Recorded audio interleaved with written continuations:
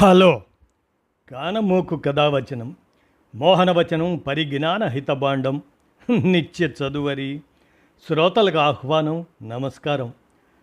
చదవదగునెవరు రాసిన తదుపరి చదివిన వెంటనే మరువక పలువురికి వినిపింపబూనిన అది ఏ పరిజ్ఞాన హితబాండమవుపో మహిళ మోహనవచనమై విరాజిల్లు. పరిజ్ఞాన హితబాండం లక్ష్యం ప్రతివారీ సమాచార హక్కు. ఆ స్ఫూర్తితోనే ఇప్పుడు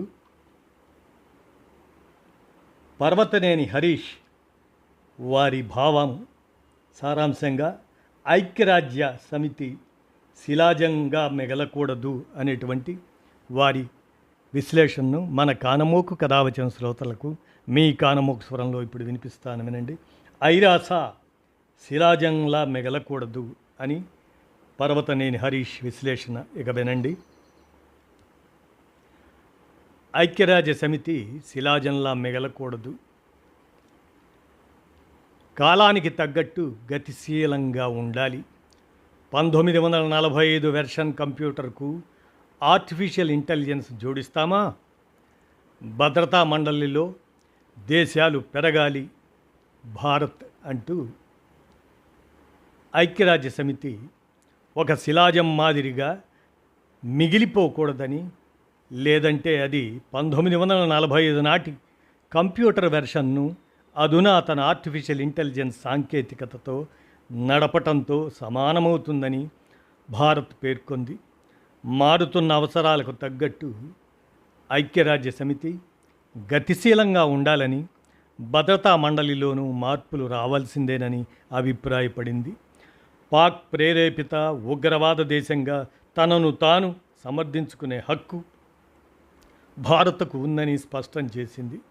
ఐక్యరాజ్య సమితిలో భారత శాశ్వత ప్రతినిధి పర్వతనేని హరీష్ ఈ మేరకు ఐక్యరాజ్య సమితిలో గట్టిగా గళం వినిపించారు. ఇటీవల ఐక్యరాజ్య సమితి చట్టబద్ధత సమర్థతపై ఆందోళన పెరుగుతుంది.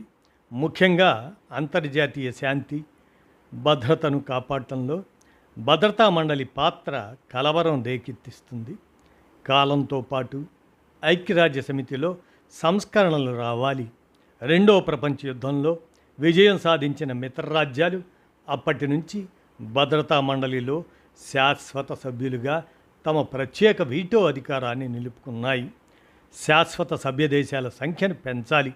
పరిస్థితులకు అనుగుణంగా మారకపోతే భద్రతా మండలి అధికారం, విశ్వసనీయత, చట్టబద్ధత, సామర్థ్యం మరింతగా క్షీణిస్తాయి. ఒక్కో సందర్భంలో ఒక్కో సిద్ధాంతం పాటించడం తగదు అని పర్వతనేని హరీష్ తెలిపారు. ఉగ్రవాదులకు పాక్ మూల్యం చెల్లించుకోవాల్సిందే అంటూ ఉగ్రవాదానికి ఊతమిస్తున్న పాకిస్తాన్ ఆ చర్యలకు పర్యవసానాలు అనుభవించాల్సి ఉంటుందేనని అన్నది అంగీకరించాలని భారత్ స్పష్టం చేసింది.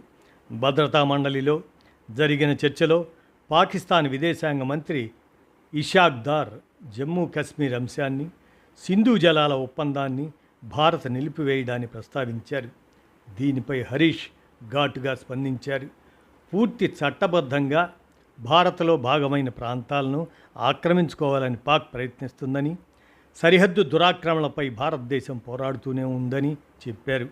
ఉగ్రవాదానికి మద్దతిస్తూ పాక్ పదే పదే ఐక్యరాజ్య సమితి నిబంధనలను ఉల్లంఘించిందని చెప్పారు.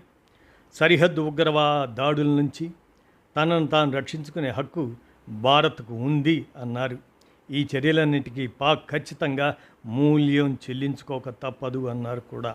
భారత్ రక్తం ఓడాలన్న పాక్ విధానం తప్పు అని చెప్పారు హరీష్.